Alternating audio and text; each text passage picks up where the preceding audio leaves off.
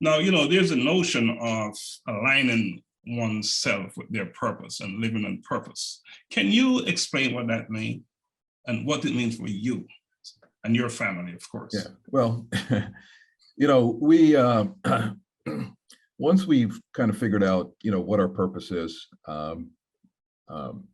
we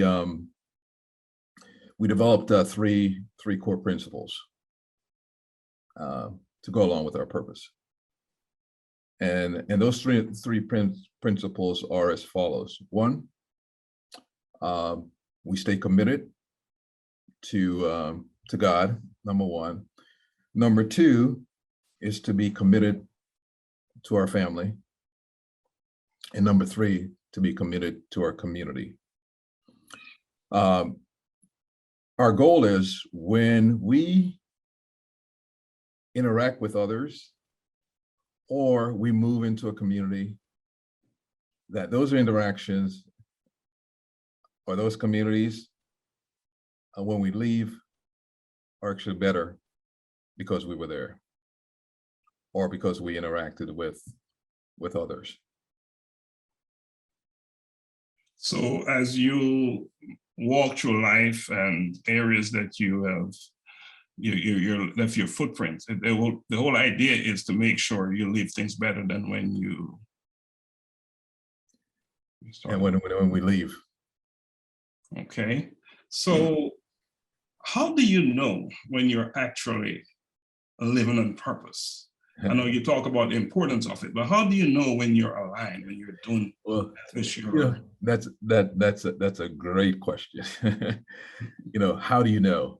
Well, the way I put it, Lax, is like this, and excuse me if I'm a little bit too casual here in calling you Lax, because we go a long ways, over 50 years. That's perfectly okay. We're having a conversation. Although I'm very proud of you and what you've accomplished, and but anyway, getting back to your question. How do you know Yeah, when you're in step with your purpose, when you're aligned with it? Right. So great question. So how do you know? All right. If I may use a sport analogy to try to explain, allow me to indulge. How do you know? So, it's like sports. Some people play sports and they're very good at it, and they reach a certain level in their sporting profession, and they would play that game or that sport regardless of whether they get paid millions of dollars or not. Mm-hmm. And so when you're in your purpose, when you're doing something that God has bestowed on your life, and you're doing it, and you'll do it over and over, day after day, no matter what the challenges are, and you love it, even when you don't get any kind of praise, recognition, or compensation. Doing something that you love to do, regardless of whether or not it's going to be monetarily beneficial to you. That's how you know. So it's a feeling. It's a feeling. It's a fulfillment. Well, it's and not only just a feeling and a fulfillment, but it's the sense of gratitude. When you're able to help someone, overcome a challenge. The gratitude when you walk into a school and you talk to kids, and you go back to that school, and they actually remember some of the things that you said to them. So it's not only just a feeling. It's beyond a feeling. It's a sense of accomplishment, and a sense of significance. Now, let me try to break that down a little bit further. You know, you and I, like I said, came up out of a tough place called Poughkeepsie, New York, right? And my goal coming out of there was just one thing. Number one, to get out, and number two, to make some money so I can sustain myself. Fortunately for me, and you, and some others, although there's a lot of people who didn't make it out, but the few of us who didn't make it out, we start moving in the direction whatever we want to accomplish. And so, the whole idea is to gain success, right? And this success is usually surrounded,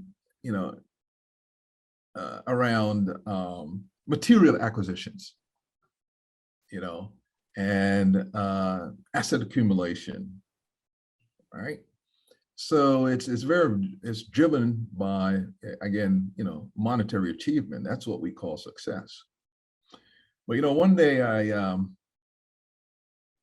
was actually paying attention in church this Sunday when the preacher had a message about the difference between success and significance. And that's when the light bulb went on for me. Yeah, I've been fortunate to be relatively successful and can take care of my family and financially and so forth. But when my pastor preached that message about significance, that's when it dawned on me that, what?